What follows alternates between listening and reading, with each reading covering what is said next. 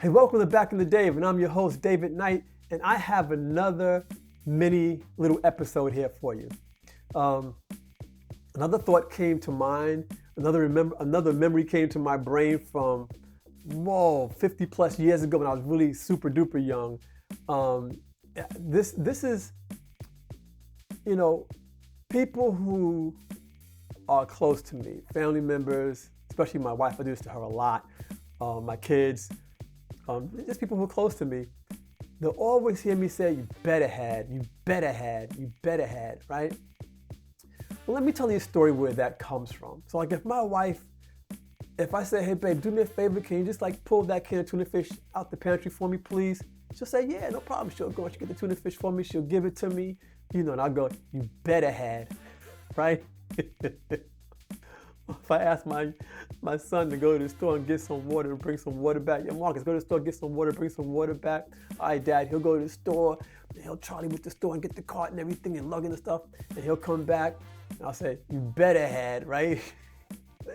They all know now I'm joking. When I first started doing this, it wasn't so funny, but they come to learn it's just a joke, it's something I do, and it's from something that happened to me as a child, right? So if you go back to like the late 60s, like 1969, 70, 71, 72, when myself and my siblings were really, really young, like 7, 8 years old, stuff like that. Like 1970, I was like 8 years old, right? And my little brother, Marc, he was like 7, right?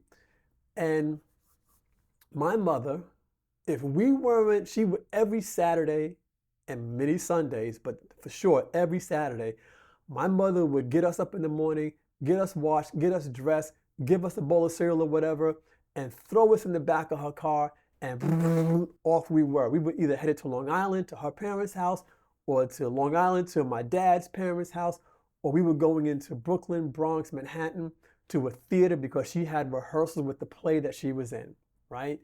And my mother was an opera singer and an actress, and she did theater here in New York. She was in this play and the whole 9 yards, and we grew up behind the stage and all that kind of stuff back in those days, and it was just nuts.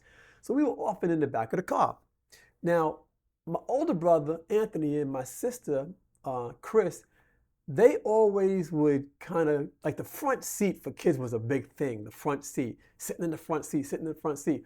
Well, me and my little brother Marc, we didn't really ever want to sit in the front seat. We wanted to stay in the back seat because we had fun in the back seat, being stupid, fighting, playing little dumb games, whatever. My little brother was my ace boon coon. Like, he was my buddy. He was my boy. And wherever I went, you saw him. Wherever he went, you saw me. That's how close we were until the day he was killed, right?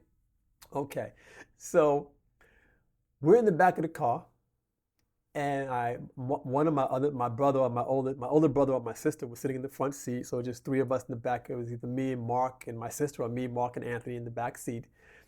Quite often it was me, Marc, and Anthony because Chris was the girl and she got the front seat next to mommy, But we all had candy, right? We had like Now Laters, M&Ms. We all had candy on this one day. And we're in the car, my mom is driving. She's like on the parkway or whatever, flying like a bat out of hell. Cause my mother would 70, 80 miles an hour in a heartbeat. She'll still do that to this day at damn near 84 years old, right? She getting with it. But Marc was sitting next to me. I think this time I was sitting in the middle, and he was sitting by the window on the right-hand side behind the passenger seat. And remember back in those days, the transmission made this big hump in the back. So you always had your legs and I wanted to sit in the middle. Remember that crap? Anywho. So Marc was a candy freak. We all had our candy, but Marc was a candy freak. How much so that the day he died, when I went through his pockets, I found a handful of Now Laters in his pocket, okay? That's how much. He always had candy. He loved candy. So we had pockets full of candy and stuff like that. Me, I was a miser. I'm a happy miser. Right? I'm a miser. So I got my candy. I'll get one piece and I'll eat one piece here. I'll eat one piece there, and that's it. Marc, on the other hand, would take his candy and eat his candy, and he'd get it all down, and that's it. So this one day, this Saturday afternoon, we're in the car, my mother's car, and we're driving, and he eats all his candy, all of it, gone, kaput, done. He turns to me, David, can I have some of your candy? No. Where's yours? I ate all of mine. Give me some of yours. I'm like, no, Mark. You had your candy. You ate your candy. That's it. You're done, homie. Now or later's, there's no more now or later's ever. You ate yours. That's it. You're done. Come on, Dave. Give me some. No, you had some of your. What are you kids doing back there? Nothing. Come on, Dave. Give me. Mark, no. I'm not giving you any of my candy. Now, I still had a pocket full of candy because, like I said, I would eat mine slow. I would savor it and eat as slow as I possibly could, man, because this is my candy. I ain't getting no more after this, right? He's steady bugging me, to the point, of course, it escalates, and my mother's now concerned. What the hell are you kids doing back there? Nothing, Mommy. So he goes, Mommy, Dave won't give me any of his candy. My mother looks in the rearview mirror. David, give your brother some of your damn candy. But Mom, why I gotta give him some of my candy? He ate all of his. Give your brother some of your damn candy. I mean, and she's like yelling to the top of her voice. And remember, my mother was an opera singer, so she got up there in those octaves, right? She got up there. I was like, fine. So I go in my pocket, and I take out some of my candy, and I give him some of my candy. That boy looked up and looked at me and goes, you better had. Yo, you better had. Yo, you rat me out because I'm not getting, you ate all your candy. I'm not giving you any of mine. You're a tattletale. You tell Mommy that I'm not sharing my candy with you. She forces me to give you some of my candy, and you turn and say, I better had? Yo, I punched him so goddamn hard. He started crying. Oh, God, when I think about that, I used to beat him till he cried. Even before he died, I beat him up that Saturday before he died. I beat him up so bad at my grandmother's house one day till he started crying. And I didn't care.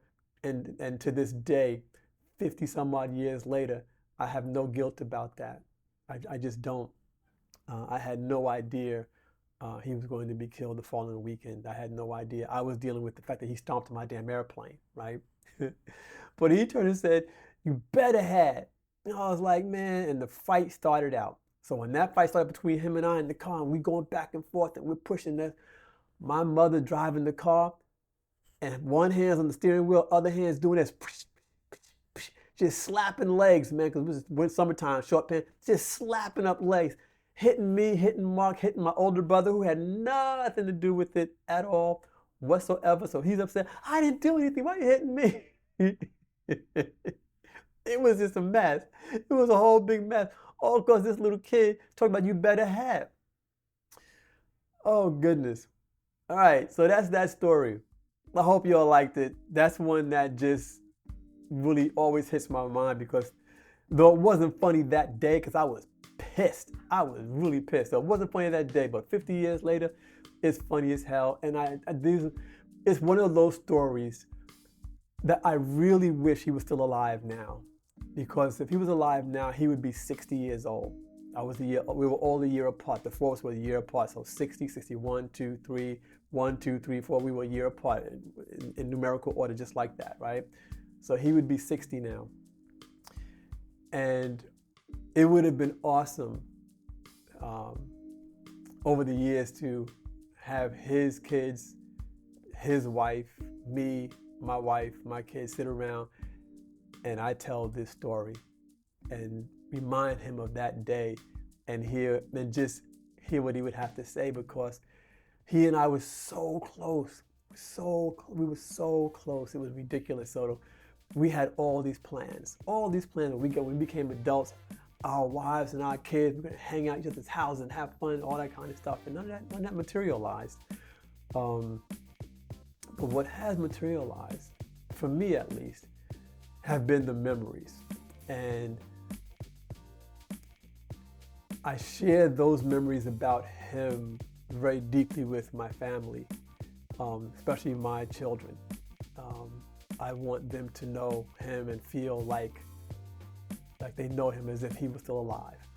And they pretty much know a lot about him, which is awesome to me. But that was one of my favorite stories, and I still mess with them. They do something you better had. Daddy, what, man? Yeah, you better had. You know, fun stuff, fun story. Hope you guys enjoyed it as much as I love telling it. As my grandmother used to say, keep on living. Night out. If you enjoyed this episode, take a moment to leave a 5-star comment. I'd really appreciate it, and it seriously helps others find the show. Thank you for listening. I know you have a ton of other things on your plate that you could be doing and maybe you should be doing, but you took a moment to hang out with me, and I'm so grateful. So until next time, as my grandmother would say, keep on living. Night out.